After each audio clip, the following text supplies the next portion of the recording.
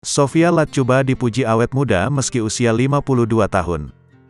Sophia Latjuba dipuji awet muda meski usianya sudah 52 tahun. Pujian awet muda itu saat Sophia Latjuba memamerkan tubuhnya melalui akun Instagramnya. Di postingan itu, Sophia Latjuba santai memakai pakaian seksi walau dirinya sudah berusia 52 tahun. Ibu dari Eva Celia masih bugar dan seksi di usia yang sudah setengah abad. Pastinya itu sebuah kelebihan mengingat usianya yang sudah tidak muda lagi. Sophia Latjuba juga masih tampak bugar. Ia memakai tank top berwarna putih dengan celana berwarna hijau. Wajahnya pun masih tampak cantik dan tak ada kerutan.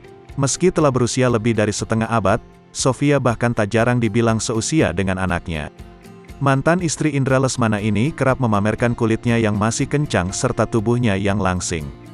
52 and a half and still a work in progress, tulis Sophia Latjuba seperti dikutip pada laman Instagramnya, Jumat, tanggal 10 Maret tahun 2023. Lantas postingan itu langsung diserbu pujian netizen. Padahal Mbak Sophie nggak child free tapi body dan wajah masih oke, tulis netizen. Ini mah 25 tahun bukan 52 tahun, tulis netizen lainnya. Punya body keren kayak gini tuh butuh perjuangan, kata netizen. Ini gimana caranya badan bisa kayak gini, jelas netizen.